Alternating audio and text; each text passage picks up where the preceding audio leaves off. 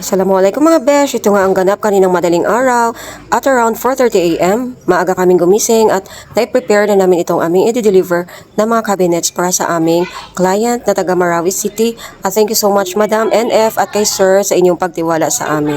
At ito na nga, dahil madilim pa at around 4:30 AM, gising na po kami at after prayer nga at ito na nga ang aming inatupag ni Habi at nag-coffee na rin kami this time. Kasama na nga ito sa kanilang order ang wardrobe na full hanger lang talaga ito ang pinili ni Madam. At ito ay may design na mellow pink ang kanyang color at napakaganda, super elegant at napaka-nice ng wardrobe ni Madam. At ito na nga, nilalagyan na ng plastic cover itong mga hanging cabinets para hindi po ito madumihan while on travel. Napakaganda at elegant talaga ang white color mga beshi at ang kanilang handle or ang kanyang handle is black para maging fine combination or good combination sila. Ito na nga, kinakarga na sa aming nirentahang car or truck. Kuya, thank you so much sa mabait naming nirentahang truck, si Kuya Daod. And thank you so much po talaga Kuya. Napakabait niyo po at napakaganda po ng service niyo sa amin.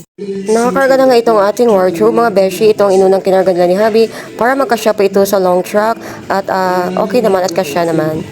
Ito na nga then, kinarga na yung mga maliliit na mga cabinets para sa kitchen at kasyang-kasya ito. While sila nagkakarga, ako nagvi-video lang naman para for content at para for proof of delivery na ito mga beshi.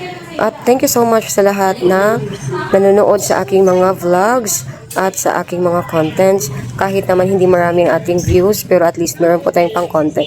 Ito na nga, napakaganda yung truck ni Kuya kasi kasyang-kasya lahat ng mga orders ni Madam sa amin.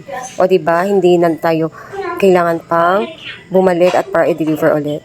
At ito na nga, on the way na kami at around 6 AM ito at alhamdulillah, napakaganda ng panahon mga beshi at walang ulan.